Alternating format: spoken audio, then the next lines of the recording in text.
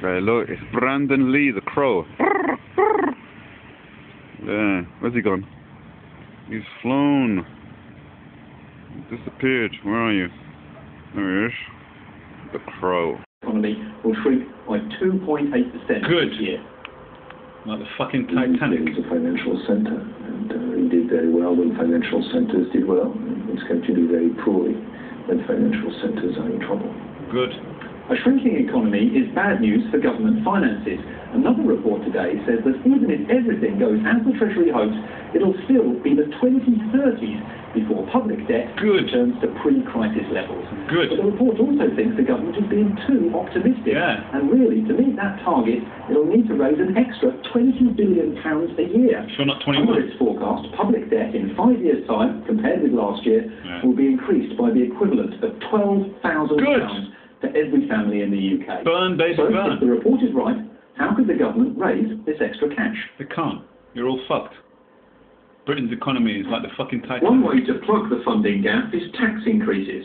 Today's report from the Institute for Fiscal Studies says removing the VAT exemption on things like children's clothes and food, for example, would raise £10 billion a year, half the extra money needed. But there are other possibilities too. And the Treasury was looking for money at the pre-budget report. They were focusing on things like national insurance rates. They should focus on Yellowstone supervolcano. Tax for very high earners, people on 100,000 plus. Because the world... Blah, blah. Listen to that. Blah, blah, blah. I don't want to know about that. I want to know about floods, storms, crop failure, plagues of locusts, the crumbling of society, supervolcanoes, comets, meteorites. Fuck all this public spending bullshit. This is going nowhere fast. Look at it. High priorities like health or education still see their budgets blah, blah, blah, blah, will have to be cut. Just like Iceland, yeah? Iceland's economy is fucked. Britain's economy is fucked. We asked people in Cardiff. I don't know what the fuck they want. Listen, they thought... country out of recession, the quickest way to do it and to get more money into the government coffers is by us coughing up. Cuts in public spending, not necessarily cuts in public services. More efficient employment and cash in public services. Chicken! Today's report about the state of the government provokes a furious exchange in Prime Minister's questions. Oh dear, look.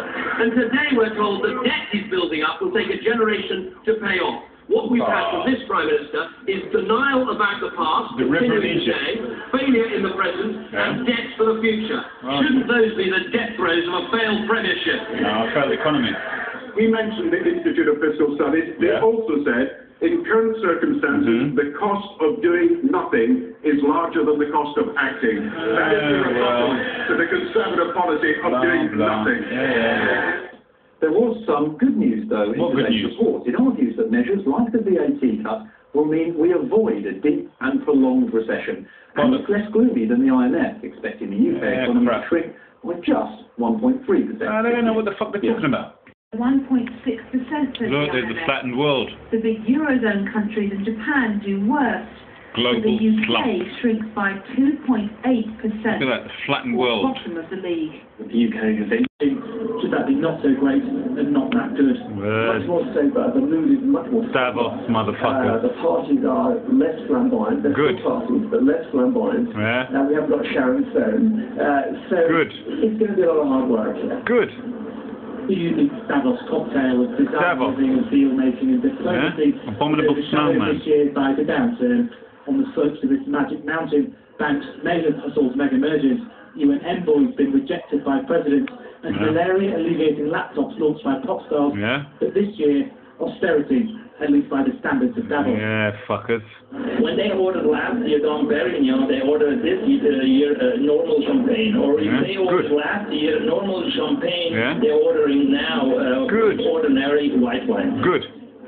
World economic motherfuckers. Protectionism? Tariffs to keep imports out and protect their own industry. Really? Now, that is happening today to some degree, but not on the scale of the 1930s. But perhaps we'll get troubling, what we're seeing is countries using their currencies, using their monetary policies as a kind of protectionism. Oh dear. The Chinese, for example, have stopped their currency from appreciating against the dollar. Sterling's fallen off a cliff, which is nothing else.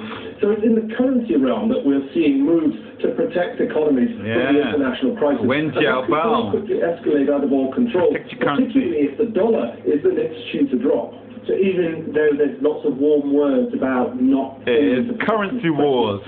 The same would be backdoor protectionism, other sorts of protectionism. Today we need to judge governments not by their words but by their deeds. And I think it's very clear that governments all over the world are moving rapidly away from the consensus about globalization that used to prevail here at Davos. To protectionism! Movement and free trade and free migration that would promote economic growth around the world. You can hear people roaring back from that. You can hear them almost skiing up trying to get away from that old Washington consensus or Davos consensus.